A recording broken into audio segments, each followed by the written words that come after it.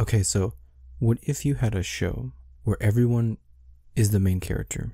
Win or Lose. Win or Lose was quite a treat for me to watch. I will say that. The only thing I really heard about it was just I saw like a post about it like a long time ago, and I was like, you just from first glances, I thought it was just like I got Sandlot vibes. It looked like baseball. Like I literally thought that it was just going to be a show where kids are just trying to see if they win or lose the big game. That was it. I didn't think much of it, and I kept hearing like things here and there, like not a whole lot. And then I was like, you know what? I'll watch it, and finished it in like one little night. And my golly, Miss Molly, was I very surprised of how much this show surprised me. Like, you ever walk down the street and you see someone just like living the life, living it up, and you're like, dang, that's the main character, and I just feel like the side character, or maybe you feel like the main character and everyone else is the side character. Well, everybody in life, no matter who they are, they have their own story that they have their own thoughts and aspirations and dreams, right? We all have that. This show explores that. I mean, I've had this idea for a show for quite a while, and they actually did it. So yeah, Win or Lose. Basically, the premise of the show, it's just around like this kid's softball team, right? That's really it.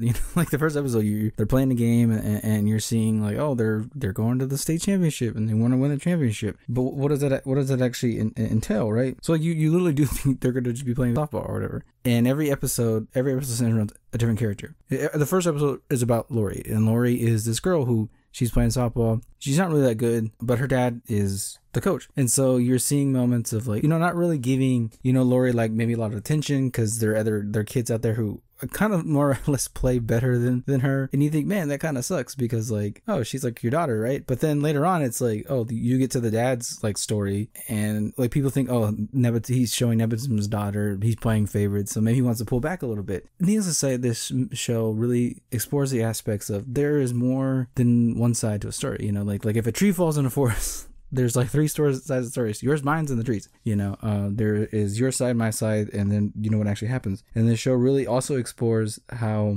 everyone has a different perspective of how something will play out. Like one of my favorite scenes is one of the kids, Rochelle. She goes to a party and it just looks like a regular party to her, like just kids hanging out, right? Later, her mom ends up there. That's a whole other part of the story. And to the mom, it looks like kids are going crazy. They're rubbing their greasy pizza hands on the white couch. Everyone has a different perspective of how a story is played out. It's kind of like I don't know if you've ever heard of how there's like that phenomenon where every time you tell a story, it's different. So it's like if you crash a car and you're telling someone the story, it's like, yeah, I crashed my car, someone ran a red light and it was a blue car, right? And then the next time you tell the story, it's like, well, I was at a stoplight and then like a teal car hit me, and then next thing you know, like you're exaggerating probably parts of it, and then before you know it, the car's no longer blue, it's green. So overblown example, but you get what I mean, right? So yeah, but every episode really expanded on how, honestly, just how people really just need to communicate. I think that's a big takeaway from this show, and that's one thing I love about a show who can make you like care about each character and their story. Like a good example of like I was already talking about the two characters, Rochelle and Vanessa. They're two characters who it's a mom and daughter, right? And in Rochelle's episode, you learn that she feels like she has to be an adult to her mom, and her mom's irresponsible because maybe she quit her job because she didn't like her boss. She more focused on being an influencer than a mom, and she's spending money that maybe she shouldn't have spent. And you see aspects of Rochelle. She acts like a grown up. She's trying to raise money so she can play softball like next year, and she doesn't want to tell her mom about it because she doesn't feel like her mom's responsible. So you're like, dang, like Rochelle's mom is kind of trash. And then like the next episode, you're like, Vanessa, she quit her job because she's a single mother who needed to go take care of her other child. And the whole thing about her being an influencer, it's one of like the only things that she has to like get validation from other people that she's doing okay, she's being a cool mom, and like because all her fans like they validate her until like you got this, girl, like you're doing it, you're a strong woman, right? And you're just like, dang, like sometimes I listen to many you watch like Smosh Reddit stories, and there's always like the there's a story that you only hear like one side of the story, and it's always crazy like when you maybe like another person comes on there and tells their side. But I often wonder, like when I hear those kind of stories, like, man, I really wish I could get the other side of the other story. Like I want to know I want to piece it all together. And that show, even like there's little things here and there that you're like, dang, I want to see this more fleshed out. Like there are parts where like something happened to one character, like a little thing, and then another character, and you have to just piece it all together. and everybody has their, like I said, everyone has their own warped perception of how the world works. Like in episode 2, it's about Frank, who's like a teacher, and it's funny because in episode 1, I just had a vision that the umpire, he's the umpire of the game. I was like, I wonder if he's gonna get an episode, and he does, literally episode 2. And you learn that like he had a girlfriend that he like loved, and he dropped the ball on that baddie, is all I gotta say. He's just like a nerdy like guy who he had it made. He was a job as a teacher, he had his umpire gig, you know, he liked reading sci-fi, I think romance novels, and then he drops the ball on this girl. And the thing about it is, in the beginning episode, you think, oh man, what happened to this girl? Maybe she broke his heart. But later on, you find out that like he couldn't commit to her. Like she wanted to get married, you know, and he was like, I don't know if I can. Like I don't know if I'm ready for that, you know. And it's crazy because this is his story. Like, man, I know so many guys like Frankie there. And there's a part where like he's getting a dating profile. And first of all, I gotta say, for the most part, I always felt like newer shows don't do too well with the whole social media aspect. I thought this one did fairly well, you know. It wasn't too corny, is what I'm saying. I think him doing his dating profile was unrealistic. There ain't no way he would get matches like right then and there. I'm sorry, but that's just not gonna happen. But I get, for the sake of the story, we're gonna speed it up, right? But I love how when it's telling certain parts of the story, like him getting a dating profile, it basically changes animations to like, it's like him playing a video game trying to like navigate the dating world, you know. And there are parts of it where like he's not really being himself, and then he learns that if he actually does be himself, then maybe people will be interested. But it sucks though, because he actually finds someone who he has a lot in common with. But then his like ex shows up, and he's like, you know what, I still love her. And he tells this new person, no, I'm still good, you know. And then he tries to goes to her, and he finds out that she is engaged, and it's like, wow, he already told this new girl that he's not ready to move on. And he kind of screws himself over. It's like one of those things that like, we got to know all the information before we can just make a jump like that. Because because there are parts where like he's crying at the final game, and you're like, why is he crying? What happened to him? And you learn all that. You're piecing this stuff together, and you don't find out like his solution to like literally the last episode. And you're like, wow, I got so attached to this guy's like storyline here. But then like you jump into Rochelle, and then like, you know, the first episode is Lori, where she's like feeling pressure to like do good, you know. And like her mom's not really that supportive. She's cool. She's a cool mom. Like she's not like a bad mom. And then you learn that they're divorced. You like like last episode, the coach, you know, he learned that he's divorced. He's sitting in his his motel room listening to Creed, actually Brandy Carlisle in his car, and then divorced dad vibes. Like, and you learn that he wakes up every morning to go cut the grass of the softball field, and all of a sudden like you learn that this other guy who moves into town and is gonna take his job, and it's just like, this is all he has, man. He's a divorced dad, 2 kids, and you just can't take this away from man. And it's just like, whoa, he's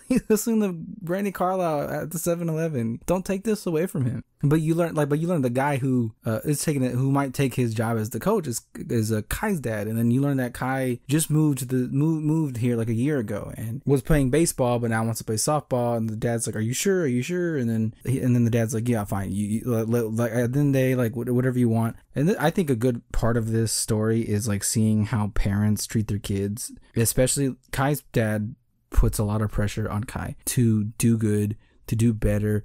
And I often wonder, like, man, I wonder, it seemed like Kai didn't like baseball, and there could be other reasons why Kai didn't like baseball. You know, they allude to other reasons, right? But it seems like, maybe it didn't matter which sport that Kai played. Kai was starting to not like softball, it seemed, because dad was interfering. Dad was like, you have to be better. Dad wants to coach now. Dad wants to get too involved. You have to be the best. And then Kai is a really good player, keeps overdoing. And then I'm pretty sure, you know, ankles just, you know, at the final game, right? It's just one of those aspects of dang, like, because in the beginning you learn that like Kai gets the winning catch that leads him to the state championship. But Kai only made that catch because dad pushing too much. And I love the back and forth of learning why someone did something, because one could see it like, oh, Kai kind of got in there and maybe like stole that catch from Lori. Didn't have the catch, you know. You learned at the end that Lori doesn't want to play anymore, but you learn that why people do things, because in the beginning you'd be like, why did that person do that? And then you find out why. I mean, in the instance, you get, okay, so there's a character named Taylor who, like, in the beginning you get introduced because another character likes Taylor named Ewan, and that's a whole other thing.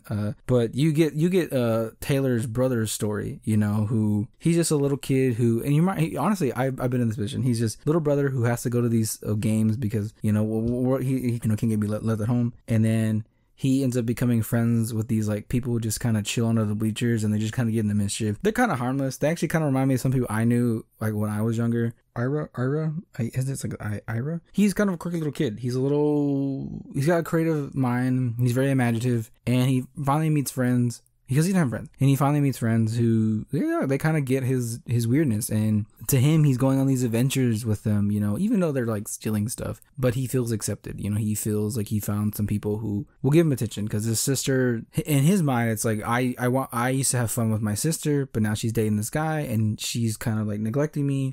So I feel like I have to seek validation elsewhere. And his story, like, dang, it is kind of sad because, like, there's a point where his friends, or like his newer friends or whatever, they get mad at him, and they like kind of they kind of just like, he has like this little, like, I guess toilet paper roll or whatever, and one of the guys rips it up and like yells at him, and I'm like, bro, like, he's a child, like, dang, this is a little child you're yelling at, like, oh my god, I felt so sorry for him. Ira, like, just his story, like, really hit home for me.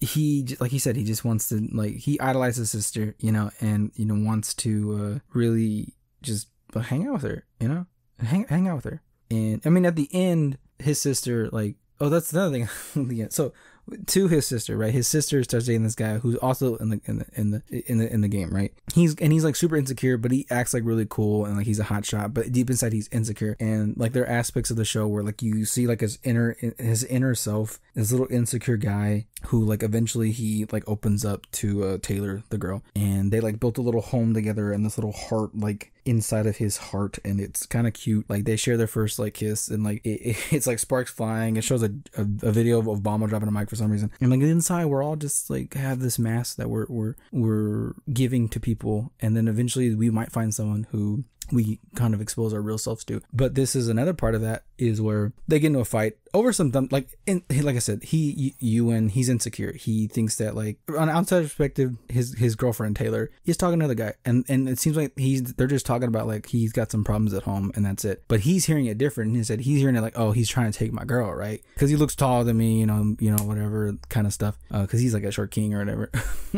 and he lets his insecurity lash out to him, and that gets the better of him. And towards the end of the show, like his Taylor's learning how to be a catcher, and he's training her, and he knows like some of her insecurities, and then because he is insecure, he lashes out at her and basically weaponizes her own insecurities against her. And I was like, dang, that's really messed up. To the point where it almost causes the game, and then she walks off. She's like, we're done. She walks off. And you're like, dang, I can't believe she walked off on him. But then later on, you find out she doesn't walk off because she's mad at you. And she walks off because she hears her younger brother in trouble. And I'm just like, dang, the level of writing here. The layers. It's like peeling back the onion. You're just finding out the layers. And for some reason, there's this little kid here who's like an oracle telling everybody their predictions while drinking Fanta or whatever. It's crazy. But just hearing the conversations and scenery from different episodes, it's just... Like I said, I was just captivated. I wanted to finish as quickly as possible.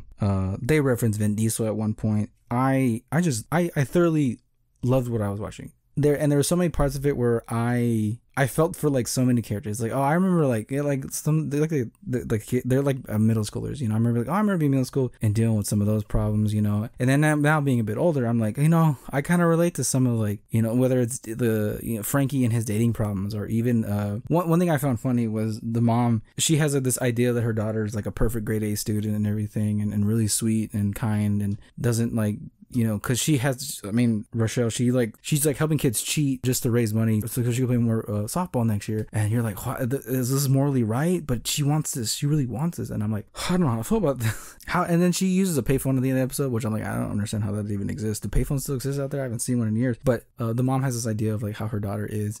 And then later finds out that, oh, all her accounts are fake. Like on Instagram, like, oh, the mom finds out her Finsta and learns, oh, my daughter is not who she says she is. And it's a whole other aspect. Like, yeah, I remember being young, and like, you don't want your mom or your dad, or you don't want your parents like finding out your fake Instagram or whatever like that. But like at the end of the day, the mom is just like, I just don't want the daughter to end up like me because I made mistakes. But then like she's at a party with like these teenagers, like, oh, you're doing good. You're doing a good job as a mom. It's funny. The mom's like helping this other girl like throw up in the sink. It's like, you're doing a great job as a mom. They're telling her like, you're here, you care. Like, my parents don't care. They don't know where I'm even at right now. And it really just shows at the end of the day, Like, I think we all need to communicate better, and we all need to hear like other parts of the stories, you know, and just not assume so many things. I don't know if I've really seen anything like this as a show. Seeing these different stories all kind of come together. Each episode, it starts pretty much the same, where it's like, oh, this game that they win that leads them to championship, and then it ends with them at the championship and that game going on.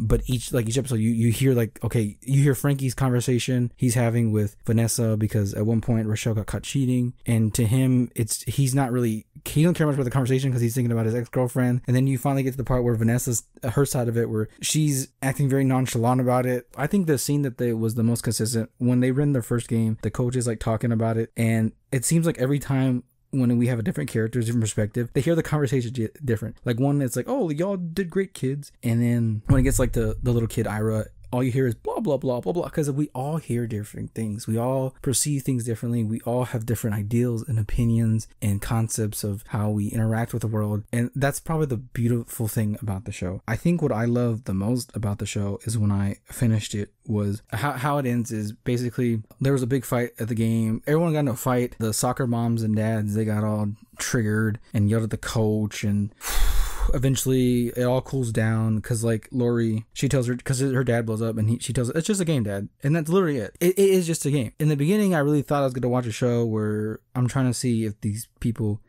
I thought it was going to be like ragtag team, you know, win or lose, right? No. And he's like, it's literally just a game, Dad. That's it. And that's the core of the show. It's just a game. Because what really matters the most is like the people around you and those things. Because in the beginning, the little Oracle kids, like, if this, for someone to win, someone has to lose. But it's all kind of a matter of perception. Because at the end, they get back to the game. The score is tied, and it fades away. Next thing you know, they're all the CCs eating pizza. They're all having a good time. And I love how the show ended. You never really know who actually won the game. They don't necessarily 100% tell you. Like, yeah, it talks about, oh, it was really great when you did this in the game. But they don't 100% say, hey, we won the game. Because at the end of the day, it did not matter who won or lost. And in fact, I didn't care who won or lost. And the show did exactly what it needed to do. It didn't need me to care who won or lost. It needed me to care how these people solve their problems with each other. That's what I cared about the most. That's what the show made me care about. It didn't matter. Like, the dad could have been like, whether we win or lose this game, you know, are we going out for ice cream or not? Are we going out for pizza or not? It doesn't matter. We'll go out for pizza no matter what. I'm not abandoning you kids on the outskirts of town. I'll never get to see the outskirts of town. Because the game doesn't matter. It does not matter. Because if I was in any of these situations, like if I was in Frankie's situation, if I was in Taylor's, Ira's situation, or especially Rochelle and the mom, like the dad, none of it would have mattered to me. Because I would have wanted, like Frankie, I would have wanted to make sure that I told my ex-girlfriend who I ruined their relationship. He ruined their relationship. I would have told him, like, I still care about you. But he didn't get to do that. But at the end, he gets a girl. He and the mom, like, they seem to get together. Like, and it's all happy ending. You know, because that's what really matters. What really matters is the relationships in your life. And like the dad, that was one thing he was like trying to kind of talk about, especially with his daughter. It didn't matter about being the best. It matters that you try your best, which is a very kind of contrast idea from Kai's dad. Kai's dad wanted Kai to be the best. But like at the end of the day, it didn't matter. Like for Kai, it didn't matter for Kai to be the best. What mattered is the relationship between the child and the parent, making sure that's nice, because you don't put too much pressure on kids. Same with like Vanessa and her daughter, making sure that I listen to my kid, you know, and also the kid understanding like, hey, I'm a single mom. Like, what do you expect from me?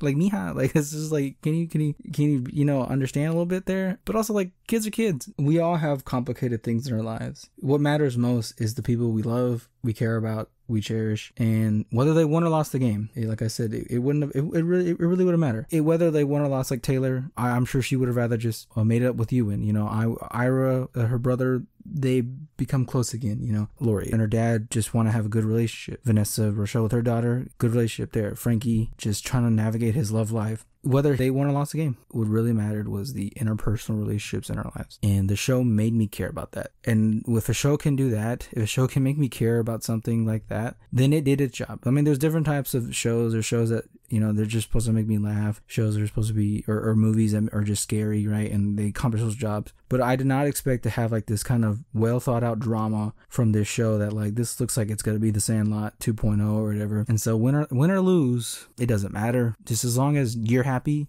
and like, you know, everyone else can just be happy and content, you know, and just, we all can work together, you know, to better ourselves. So yeah, win or lose, probably So far, probably the best show I watched this year. I'll be honest with you. I would highly recommend watching it. I don't know if that's, and I really enjoy like this kind of animation style, Disney's been doing. They even make a Mickey Mouse reference because, it's owned by Disney. Sometimes Disney, it disappoints me, but it's always like the small stuff you don't really catch wind of that usually is pretty solid, but the animation kind of reminds me similar to how Turning Red was. This it reminds me of like older, like kind of 50s, like I don't know, cartoons or something like that, like the big teeth and the very big expressions, and I don't know, like the Peanuts or something like that. I don't know. It was good. I'm gonna sit here and on this hill and say that Win or Lose was good. I don't know if it's a hot take or not, but it is what I think it is. Hot take, I don't know, but Win or Lose is good. I will say though, my only gripe with the show, because at the end of the day, the show was like, it was little bite-sized episodes that you can consume, but what really annoyed me was, why was the credits 6 minutes long? That's my biggest gripe with the show. Other than that, solid. Juice out.